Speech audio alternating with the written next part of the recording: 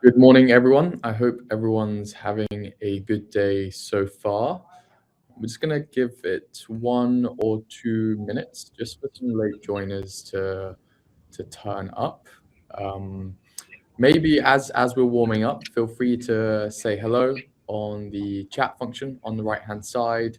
Say who you are, perhaps where you're from in the UK. I like to run these at the start of all of our sessions here at Borderless, just to see where people are tuning in.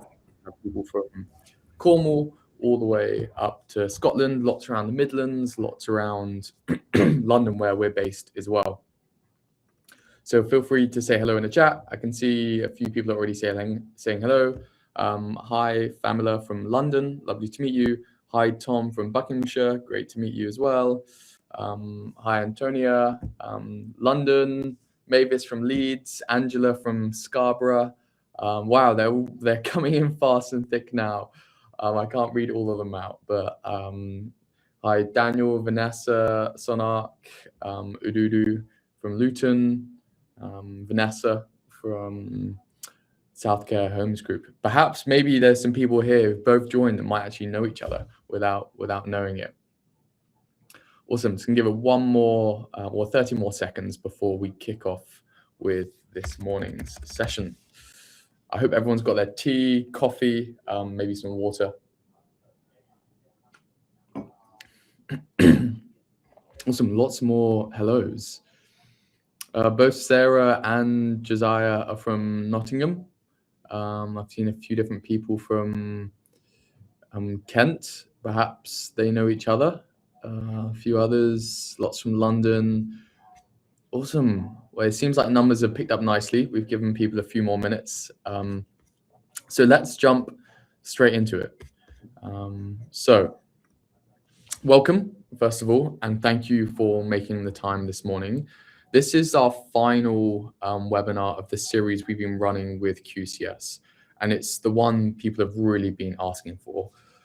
Essentially, most care providers here answer to two regulators, both the CQC, who will look at the quality of the care that you give, and the Home Office, who looks at whether you are keeping the workforce that you have legally. So it's two different visits, two different sets of paperwork, but typically just that one team who have to be ready for both. So over the next 45 minutes to an hour, we're going to take them in turn, first with CQC, then with the Home Office, and then we're going to have a good time and stretch for questions. So this session is all around preparing for your Home Office and CQC audit. Two regulators, one evidence problem. 30 seconds on me. I am William Murch. I lead partnerships here at Borderless. You may have seen me presenting our other webinars. You may have met me in person at many of the regional care roadshows I attend. And essentially, Borderless is the platform that runs sponsorship and Home Office compliance for over 600 organizations now in the UK, and a very large share of care providers. I'm also presenting the CQC material this morning on behalf of our partners, QCS. So anything CQC specific, unfortunately, I won't be able to answer live. However, I will take away your questions and get them answered for you after the session. Everything in the second half of the session is what myself and my colleagues will be providing. I'm also joined by Lal Salah, our lead immigration advisor here at Borderless. I'm not sure if you just quickly want to come off of mute and say hello, Lal. Hi, good morning all. Thank you so much for joining. Yes, as Will said, my name is Lal. I'm the lead immigration advisor here at Borderless, and I am an IAA accredited immigration advisor, practicing immigration for the last 8 years now. Perfect, thank you, Lal. And Lal is really here to support in answering your really burning questions. And we're going to go on to how you can ask them in a second. And finally, just a shout out, we've got another one of the Borderless colleagues, Prashanth, helping and support moderating in the chat. So any links to resources, Prashanth will be sharing them there. So here is the next 45 minutes. First, CQC, where the has got to, what is staying, what is changing, and what evidence you'll want to hand. Then a short bridge, because the two regulators are looking at the same team and often the same records. Then we'll be moving on to the Home Office half, what a compliance visit actually involves on the day, what they ask for, and a handful of things that we typically see catch providers out. Then we're going to just quickly look at what it costs when it goes wrong. And finally, a plan for you to run next week to get yourself up to scratch with your Home Office compliance. Then we're going to leave as much time as possible for Q&A. So I will try to speed through the slides because we find the Q&A the most helpful part of the sessions. 3 quick things before we start. Feel free to add questions into the chat as we go.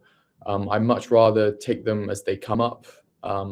We've also got 2 short polls, so please answer them as honestly as you can. It really helps steer the conversation of the session.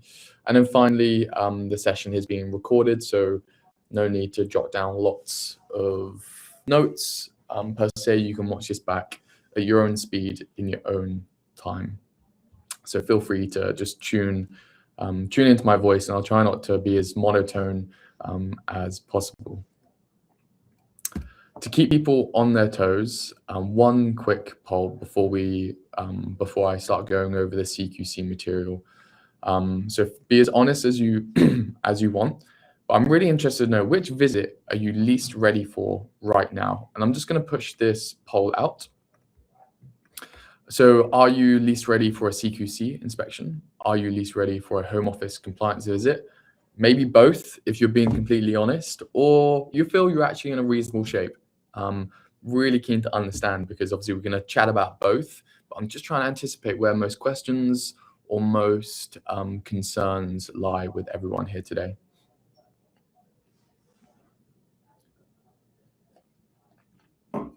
Cool, so that's going to give that 30 more seconds. I'm also just going to have another look back at the chat because it's very, very busy this morning. Yeah, hi, Versta from Newcastle. Hi, Julie from Newcastle as well. Mohammed from Canary Wharf. You're quite close to us, Mohammed. We're based in East London too. Aboyla from Wolverhampton. Alex from Sutton, Surrey. Chloe from Bournemouth. Welcome, everyone. Cool. So back to the interaction now. I'm just going to end that. So what we're seeing is the sentiment in the session today. So it looks like 16% of individuals are perhaps least ready for a CQC inspection. Just feels like most people are in like quite a good rhythm with an upcoming CQC inspection. We're seeing 23% of individuals, organizations here saying they're quite, or they're least prepared for right now is the Home Office compliance visit. And then actually the largest share of people here is both. And that is totally fine. They're separate things, but you know, keep on top of one doesn't always mean you're on top of the other, but they can really, really complement each other. And then also what is really positive is that there's about 30% of people who are in reasonable shape on both. This is really, really positive. And I'm sure there'll still be stuff you can take away today or get your questions answered by our expert, Lal. Cool. Just a few more shout outs in the chat. Hi, Deborah, Alina. Hi, Sazi from the Midlands, Harrogate and Dunstable. So back to it then. And yeah, thank you everyone for answering that as well. That's really helpful. So the next slides are from our partners over at QCS, who know this framework better than anyone. I am presenting on their behalf this morning. So just a small ground rule, as I've mentioned before. If you are asking anything which is CQC specific that I cannot answer live, I'm happy to take it away for you and get a proper answer from the QCS team rather than guessing. I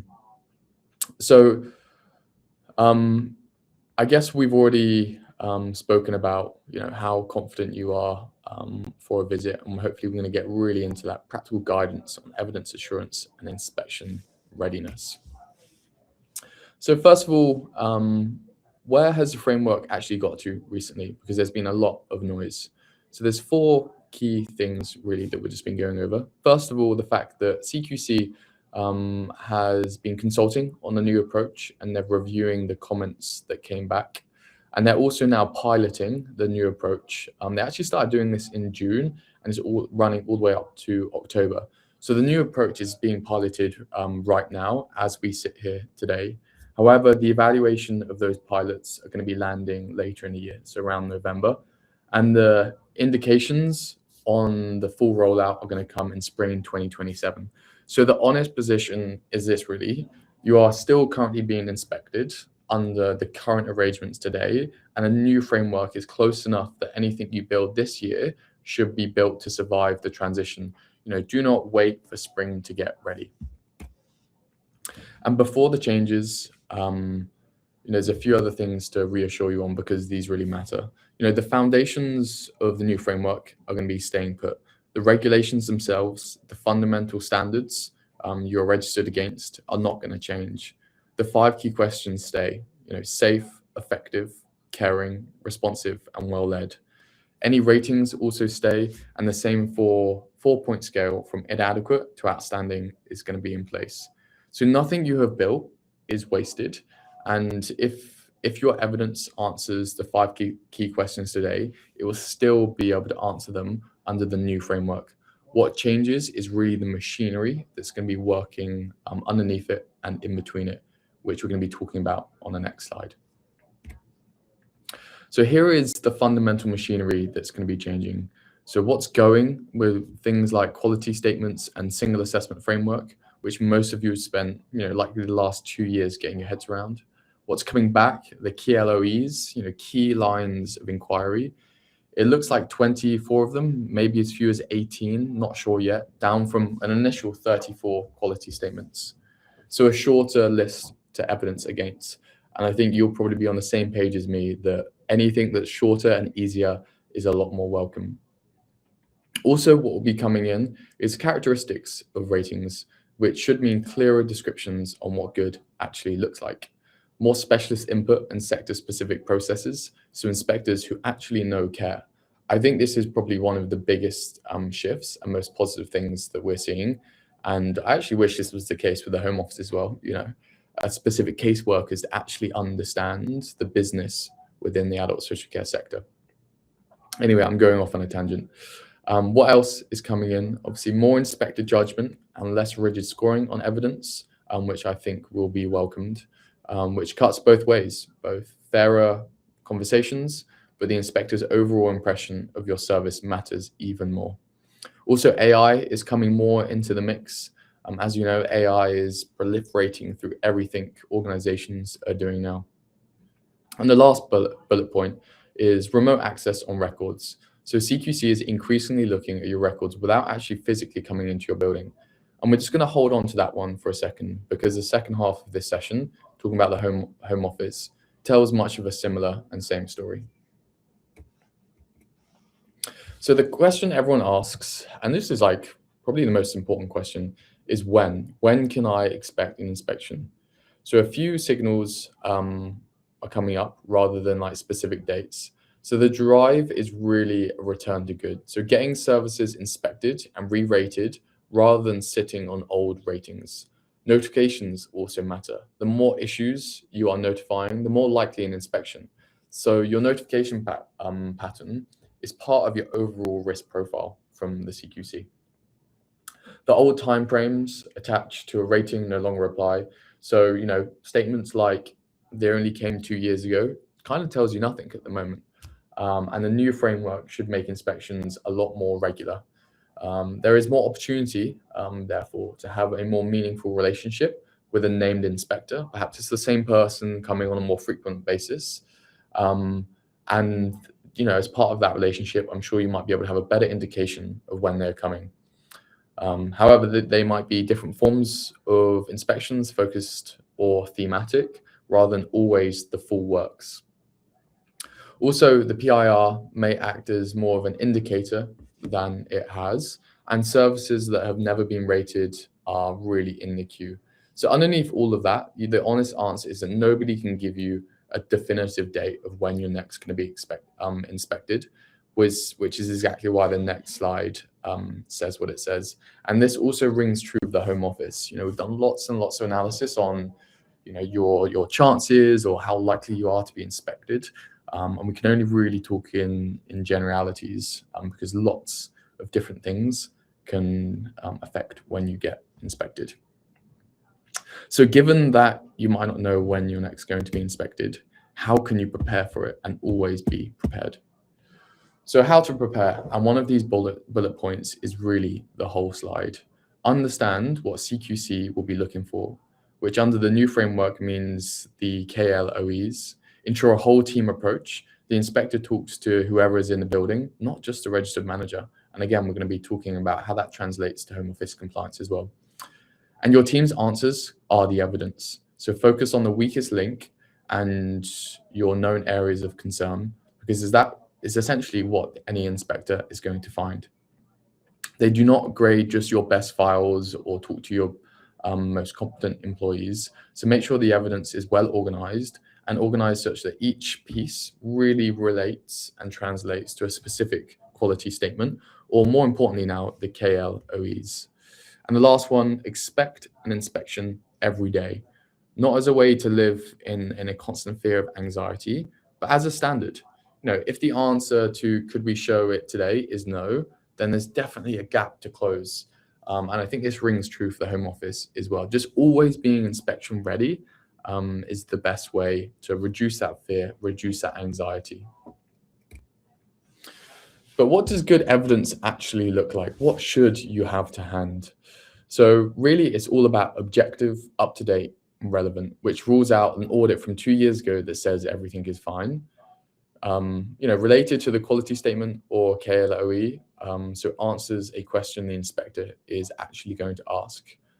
Then the sources, surveys of the people you support, families and staff, audits, and crucially, the action plan that follow them. Because an audit with no action plan is just a description of a problem. You really need to have the action plan off the back of it. Again, things like mock inspections, which are the closest thing to a rehearsal you can get. Observations of actual practice, not just records of it, and improvements in well-being, which is one CQC cares about the most. Real outcomes for the people who you support, not paperwork about them.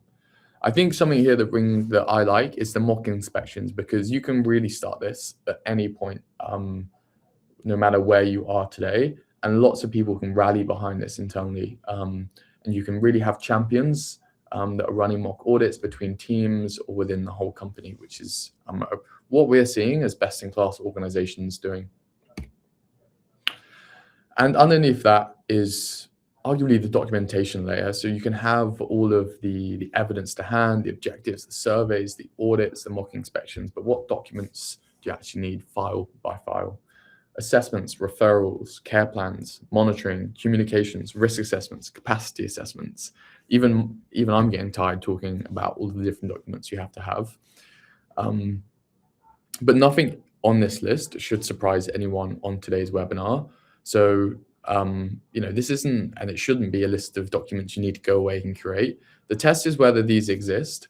The test isn't whether these exist. It's whether they are current and whether they agree with each other. Is one thing, are they all singing from their same hymn sheet?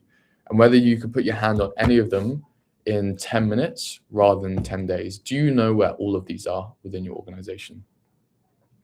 And just to remember the remote access point for a few slides ago, increasingly CQC can look at this layer without physically visiting you. So we would tidy up before they arrive, stops being a bit of a plan. You need to imagine you're getting an email now for like, hey, show us a documentation or emails.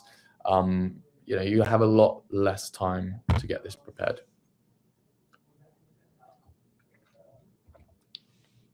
So what should you do now? Get organized and use your QCS system if you have it, or if you don't, look into it to see what it can do for you. Be objective, honest, and transparent about the quality of care you provide with yourselves first, because the inspector will be. Connect with your local community. Do not be isolated as an organization. Link with the CQC directly, the newsletters, the consultations, the events. So the changes that we talked about.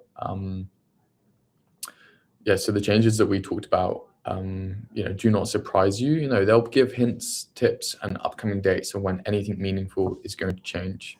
And also focus on the areas of weakness rather than polishing the ones that are outstanding while others needs improvements. I think it can be really easy to constantly build on what's already great within an organization, because the hard thing is focusing in on what's not working or where the biggest improvements can come from. Also, discuss CQC management meetings, team meetings, supervisions, and handovers. it's everyone's job within organization, not just one person's, and also involve staff and share the responsibility. You can complete PIRs when you're asked, and the line I want to close this half on is gather and systematize your evidence. Hold that sentence, because everything we're going to be talking about within the Home Office side of things is also much of the same around gathering and systematizing your evidence. Just going to pause there for a quick water break. I'm just going to read the questions if there are any before I then talk about Home Office. Cool. Are there any questions so far?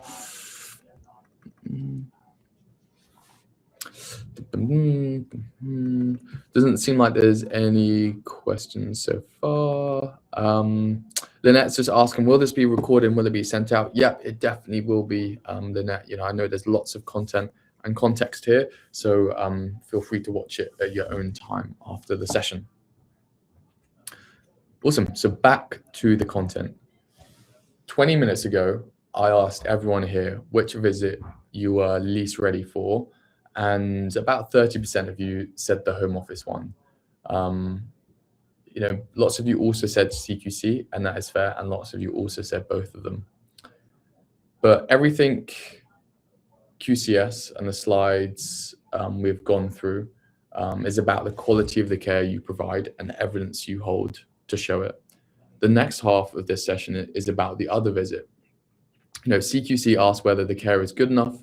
The Home Office asks whether the people delivering it are legally allowed to be doing it, and whether you can prove you have checked.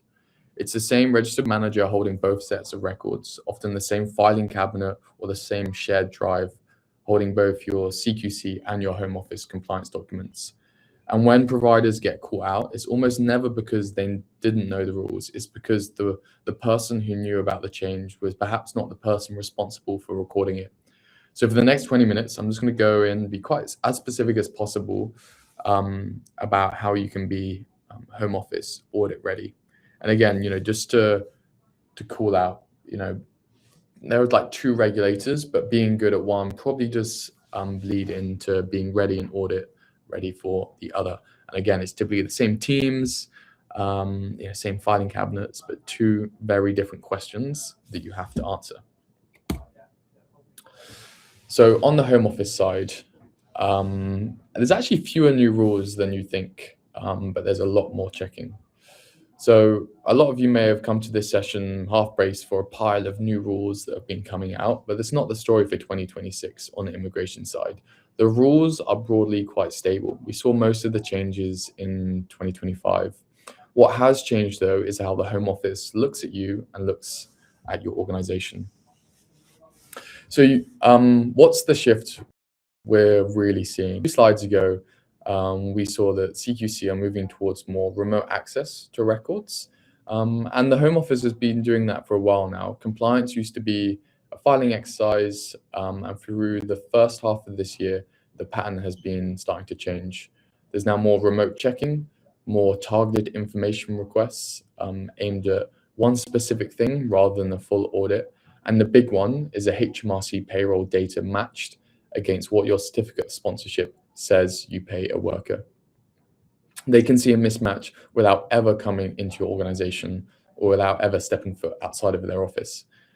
This is why providers with maybe a beautiful pile of paper can still have issues for their sponsor license.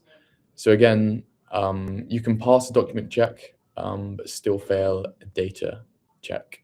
And the trend is that there's been increasingly more and more Home Office audits and revocations. I think if trends hold this year, around 6,000 organizations will lose their sponsor license. That's 1 in 20 organizations.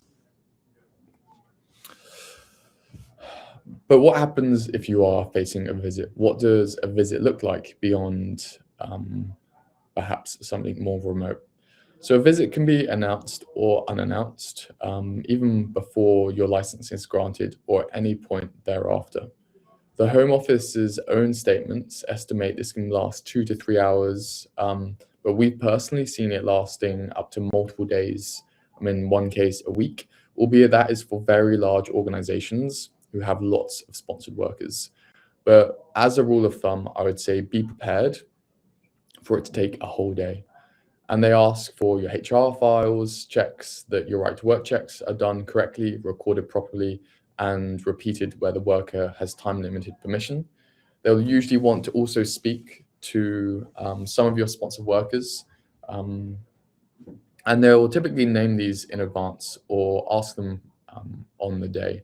And they'll want to speak to your key personnel as well. This is crucial, your authorizing officer, level 1, level 2 users on your sponsor management system. And there are also 4 things post-license visits are checking, which maybe the pre-license ones aren't. Are your sponsored workers complying with their conditions, and does the role match the certificate? Is the business generally trading? Do your HR systems meet the sponsor duties? And do you still need a number of certificates you hold?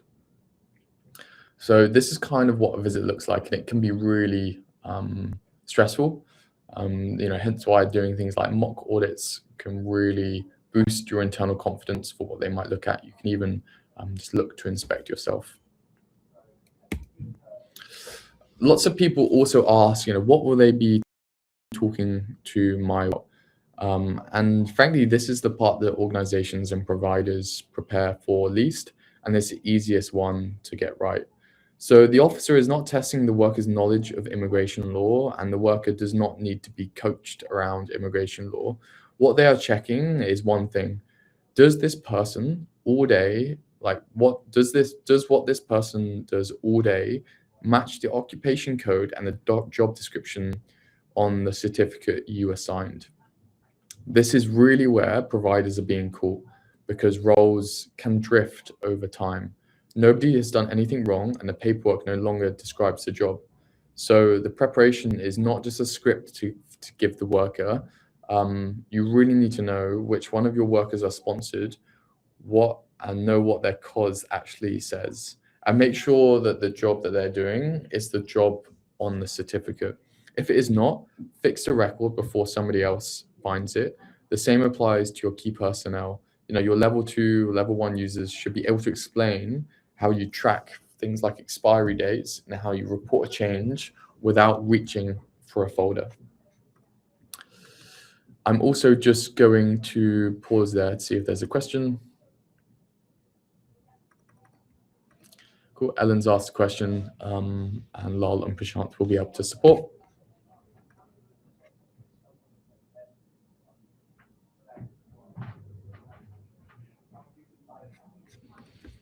Cool. So now we're just going to be talking about a little bit around what the home expects you to hold per sponsored worker. So the QCS evidence slides covering CQC were about the quality of care. This is the counterpart. This is the immigration file, and it's relatively a short list. So Appendix D is the Home Office record-keeping document list, and the current version actually came into force on the 3rd of August. The duties themselves have not changed this year. 6 records: the right to work check, repeated where permissions potentially run out, the certificate, the job description on it, which the worker interview gets tested against, as we've previously discussed, evidence of the date they entered the country, payroll records showing what they were actually paid per pay period, which since April is checked per period rather than averaged out. I think we're going to zoom into that shortly. And also things like absence records, plus evidence of anything you reported on the sponsor management system. So, across these 6 records, most providers can produce just 4 or 5 of them. And this isn't a criticism of how anyone is managing immigration, but over the last few years, somewhere along the lines, immigration has become increasingly more complex, and the failure and risk points of getting it wrong have increased. And again, this is simply what we see, and it's usually, just 1 or 2 of these 6 things that go missing or aren't present. And on that, we're just going to be going over the 4 that really catch providers out. And these are ones that we see time and time again, both from talking with organizations and from being part of the wider immigration community. And none of them, again, are about not knowing the rules. So the first one is the biggest live risk, a change affecting a sponsored worker, a pay review, change of address, a change of role that nobody reported on the SMS inside that 10 working day window. And remember, it's 10 working days since that change happened, not since when someone was aware of the change. These get missed because the person who maybe knew about the change within your organization is not maybe the one responsible for reporting it. Secondly, we've got right to work records that exist for the sponsored worker, but not for anyone else. The guidance settled on the 20th of May, check every employee and everyone you sponsor, whether or not they are an employee, and keep the check records for all of your employees. I think from October the 1st, those checks are going to be extended to agency workers, gig workers, and individual subcontractors too. For care, this is a real change because, bank and agency cover is, how lots of organizations do fill a rota gap. So number 3 on the 4 things that really catch providers out is date of entry evidence. And albeit just a caveat that, the overseas worker route is closed for carer and senior care worker SOC codes. If you do have anyone else coming in on a different SOC code outside of that, which we still occasionally do see, you must evidence the date the worker actually entered the UK. And then 4, as we've spoken about, is occupation code drift, which the worker interview finds when the Home Office is interviewing them. Every one of these 4 happen in gaps. Each 4 of these we see quite commonly with organizations, but would really zoom into the right to work checks and occupation codes that no longer match what the worker actually does. And also just to talk more around something that causes a lot of confusion or people maybe are still unaware of. But since the 8th of April, salary compliance is assessed per pay period. It averages out over the year anymore. Pay must clear the rate in every pay period for every hour actually worked. In care, that matters more and more than in most sectors because hours move quite commonly. A short week, an unpaid leave pattern, a rota gap, or overtime that goes unpaid that can pull each single payslip below the line could be flagged. Put that next to the new HMRC payroll data being matched against the COS, and you can see why this is a real live risk rather than a technicality for any organization. There's obviously 2 nuances here, and these tend to come up in question. Certificates assigned before the 8th of April are generally assessed under the old rules, and when the national living wage or the going rate moves, the sponsorship floor can move with it. The care floor is currently unchanged at 25,000 a year. So yeah, this one we do see catch people out quite often, and we quite often do webinars with HMRC actually as well to talk about national minimum wage and how this all plays a part in terms of pay slips because there's lots of moving elements here.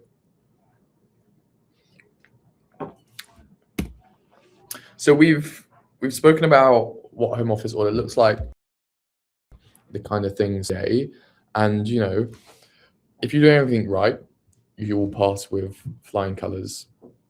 However, it's important to look at what happens if it goes wrong, and there's 3 things that can happen here. First of all, a downgrade from a sponsor license rating A to B, with an associated action plan costing you 1,579 plans, payable within 10 working days. And this lasts over 3 months. And during that period, you can get no new COS. So an in-country switch also stops. Secondly, you have a suspension, a letter and 20 working days to respond. Again, no new certificates, and any extension applications already in are put on hold, which is a bit that really, really hurts organizations. Existing workers can keep their permissions while the suspension runs. And then finally, in the most drastic of cases, which we're seeing more and more of at the moment, is revocations. Sponsored workers have their permission curtailed and are usually given 60 days to find another sponsor or leave. And many of you will know the impacts this is currently having on the sector with the amount of displaced workers currently in the UK. But the line at the bottom is the one to remember. A second downgrade inside a rolling 4-year period is an automatic revocation with no further action plan. And to be clear, none of this is advice on any individual situation. If you're holding a letter, get proper advice today rather than in the coming weeks. And we're increasingly seeing more downgrades, more suspensions, and more revocations. Even just in the UK, the amount of companies holding a sponsor license has increased from 30,000 10 years ago to now 127,000. And also, this is pretty much live off the press, so thank you for the content team here at Borderless. But the Home Office recently published, as of a few hours ago, the amount of sponsor license revoked in the first 6 months of 2026. And it's more than the whole of 2024. So 2,346 licenses were revoked in the first 6 months of this year. In Q2 alone, that's 801 revoked, 920 suspended. And again, just like across the whole of 2025, it's 3,100. So we're seeing more revocations this year than we did last year.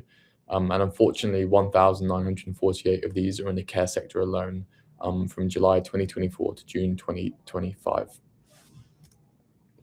On that note, just the second of my polls before we just go into 5 things you can do next week and hand over to Lowell for Q&A. But really interested to know, if the Home Office auditor to walk in tomorrow, how ready would you feel?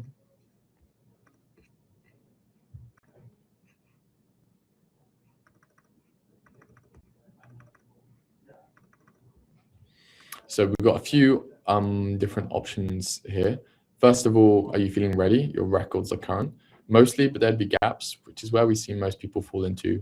Not ready, or I'm not sure what they'd even ask for. Hopefully not too many people are falling into that final camp, as we've just gone over lots of that.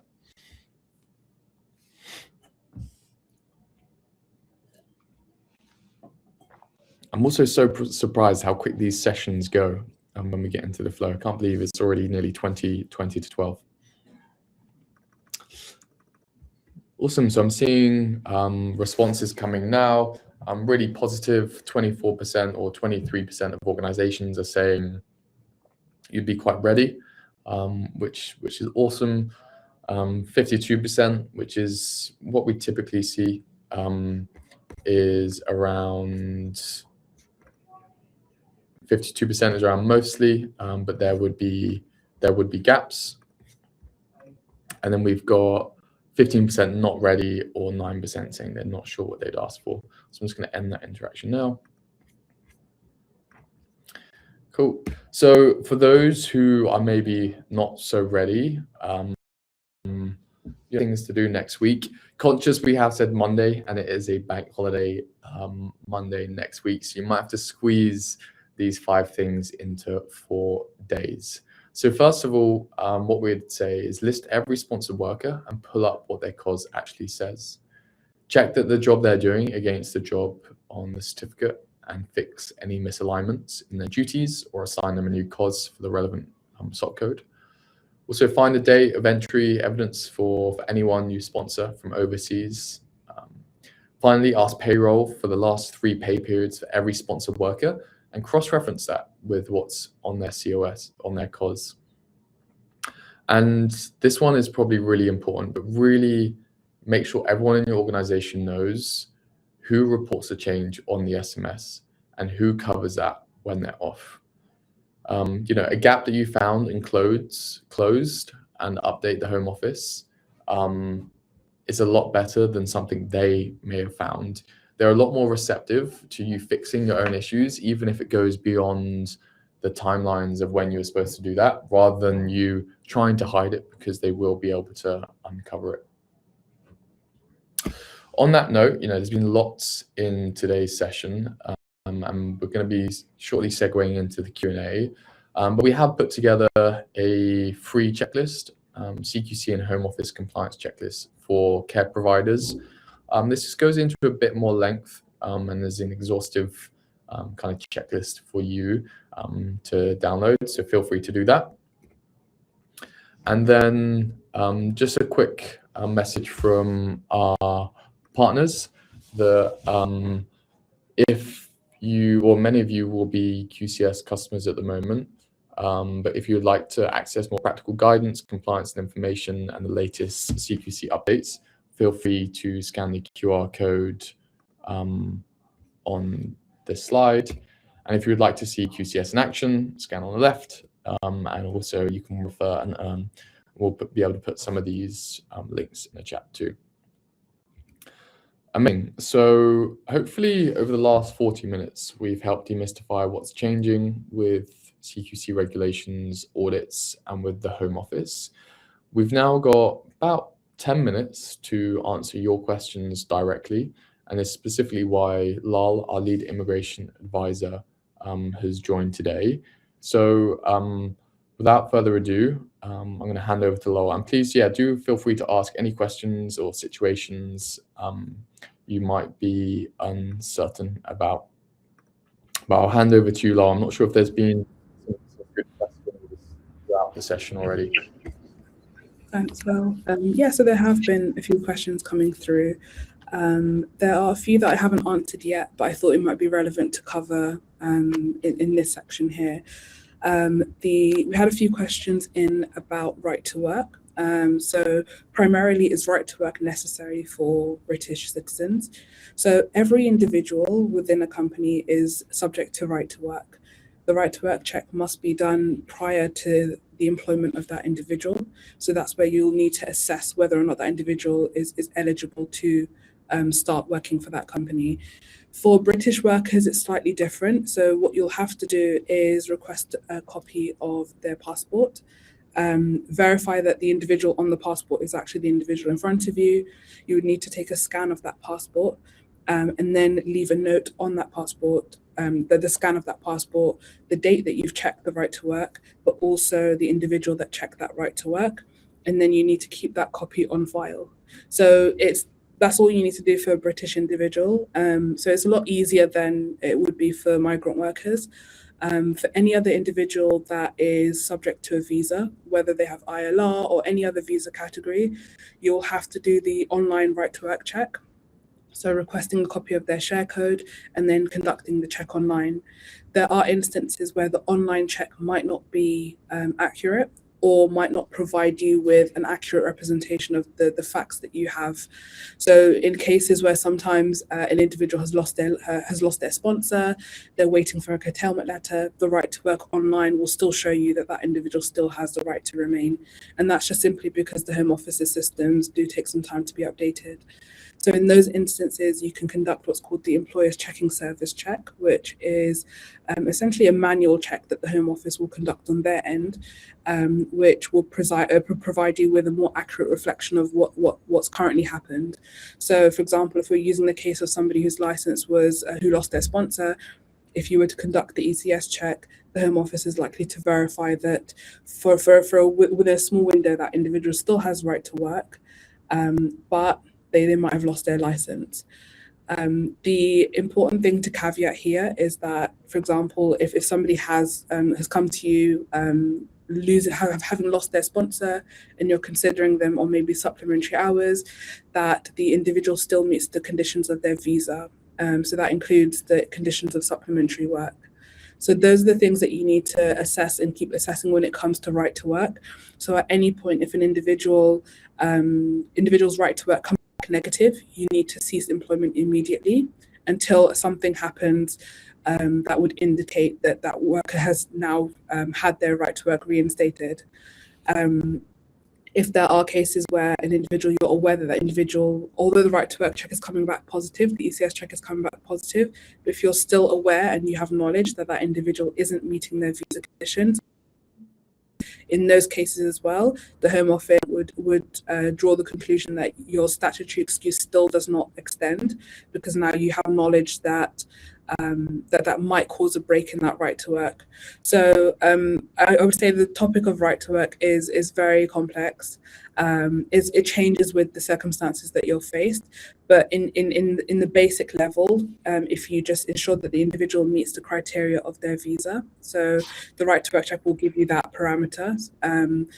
You either conduct the online checker or you conduct the ECS check, and that gives you either a positive notification or a negative verification. That's all essentially you'll need to do. And then for British workers, you'll just need to do the scan of the passport and then write a note to kind of list when you check that passport and who checked it. So we also had questions around paid and unpaid leave. So when it comes to the thresholds for unpaid leave, the important thing to assess here is whether or not that, so essentially when you've got the sponsorship period, the Home Office will give you an allowance of unpaid leave, whereby if you do not meet the salary threshold, there's that exception. So this exception runs from each calendar year, so from January to December, and the allowance that you have there is 4 weeks. Is 4 weeks if the individual is on full-time hours. If they are on sort of irregular hours, then you would need to essentially figure out how many days that they conduct their contracted hours per week, and then you would need to times that amount by 4. That would give you a number, and those are the working days that you need to abide by in terms of the unpaid leave threshold. There are instances where a worker is either on reduced pay or unpaid leave for an extended period. And those instances, you can fall outside of that 4-week allowance or the number of days allowance that you have depending on their work pattern. But that is normally if the reason includes things that are covered under statutory allowances. So if the worker is, despite this reduction in pay or is on that unpaid leave from the company, they're still receiving some sort of income from the government. So if they're receiving anything that's covered under statute, so statutory maternity pay, sick pay, paternity pay, that kind of thing. So I have recently had a few of these circumstances where an individual, for example, has gone on annual leave. They're not able to come back for whatever reason, and they want to take another period. They want to take an extended period of leave that they don't have the statutes. They don't have the annual leave allowance for. In those instances, the guidance will give you 2 options. So you either continue maintaining that salary to avoid going below the threshold, or you rely on the unpaid leave allowance where you're restricted to that 4 weeks, so 20 working days. The danger is if you exceed that 20 working day limit for a reason that's not covered under the list of exceptions that I mentioned, the Home Office expects you to terminate sponsorship. So it is quite serious, and it's important that you don't breach that threshold. So for example, if we're looking back at the example I just gave, if you have that allowance, if the worker is back on time from that, all you need to do is report that window, so the amount of time that they've taken off and whether or not it was paid or unpaid. But the normal course of action and the best advice that I usually give is that if you're unsure how long that worker is going to take a period of leave, then stick to the 4 weeks. If you think it's likely to exceed that 4 weeks, the company must maintain that salary, because if there's no list of exceptions that apply, then you'll have a danger of falling below the salary threshold, so where the worker's not being paid according to the conditions of their cause. It is quite a complex topic and area. There's a lot of scenarios that could apply to this. So if you do need assistance or tailored advice in this area, it might be good to reach out to us for that. There's a question in from Fortune that said, if they have revoked the license, can staff continue to work for you in the company? No, normally the Home Office will reach out to say that the individuals cannot work. And then if those individuals wanted to perhaps work additional hours with another company, or maybe receive hours from another company they're not getting from their original sponsor, the default is whether or not they're still meeting their visa conditions, which allows supplementary hours provided that they meet the supplementary employment requirements. If any of those requirements are not met, then they cannot work. So if you have any staff that are currently working for you that have lost their sponsor, the best course of action is to sponsor them, because employing them during this time is not allowed.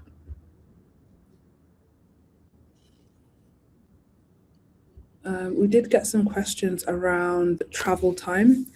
So normally with travel time, the default is to resort to the working time provisions and what's stated in terms of what counts as travel time. The Home Office wants to see that travel time is compensated according to the scope listed under the employment law practices, but also that this is clearly defined in the payslips.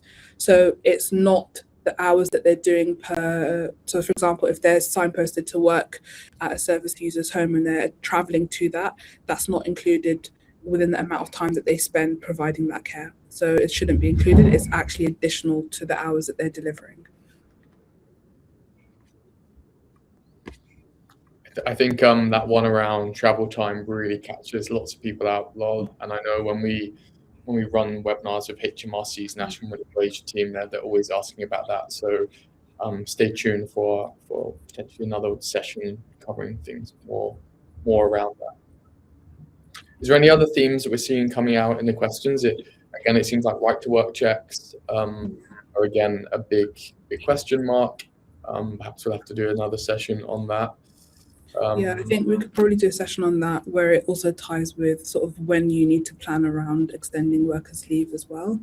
Because Deborah asked, when do you need to renew a COS? How much time should you allow before the visa runs out? So normally the Home Office advised that you prepare for this at least 3 months in advance. So that's either way you're deciding if that role is still sponsorable within the business. So if there is still a need for that worker within the business, and if you can commit to a further period of sponsorship, it will also give you enough time to consider that if you didn't want to continue with that worker, providing them with the necessary notice to let them know that after their visa expires, that the business does not plan to continue with them, because in that, essentially it is giving them fair consideration to look for another sponsor in the meantime. 3 months is usually that allowance. The 3 months will also give you enough time, if you don't already have certificates of sponsorship, to request those from the Home Office. Although I would argue that given the delays with the COS processing, but also the higher thresholds that you now need to meet, that you prepare at least for the expiries coming up in the next 6 months, and you're still thinking about those conversations now ahead of time, and you're not waiting till the last minute before the visa runs out. Because right now I'm seeing a lot of cases where an individual's visa is running out and the employer or the company is still waiting for an allocation request that's still yet to come through because the request was submitted so late. So preparing for this in advance will give not only you the time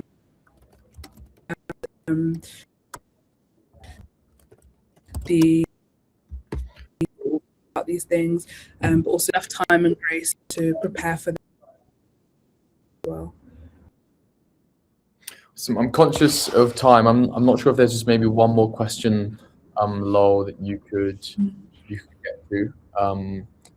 If not, what's maybe the last burning question you can see? Probably just a clarifying note on one of the slides that we had around tracking the date of entry. So this won't apply to any workers that are already in the UK that might have entered a few years ago. So this only applies to any individuals that you have sponsored directly from overseas, where that those number of roles and those instances are quite limited in the care industry. There are still some roles that are considered higher level that still permit overseas recruitment. So it's just being mindful of recording their date of entry, but you don't have to track it for any other workers. Awesome. Well, thank you so much, Lol. I appreciate we've actually got over 100 people here this morning, so it's really hard to answer everyone's questions. We do run sessions every week around immigration topics, with other partners such as HMRC, looking at things like national minimum wage. And I think we're gonna have to do one or two more specifically on right to work checks. But yeah, just I guess from myself and from our partners at QCS, thank you so much for coming today. I hope you found value in it. The recordings will be sent out to you by email after. And I believe once I end this webinar, this is going to be a short feedback form. So we'd really appreciate if you just gave us some feedback on this webinar. We're always looking to improve them. And hopefully see many of you next week's webinar or elsewhere. We'll also be at the Care Show. I'm not sure if anyone else here is going to be at the Care Show in October. So come say hello to myself and our immigration team, and and the rest of Borderless. So thank you very much, everyone. Have a great bank holiday weekend when it comes.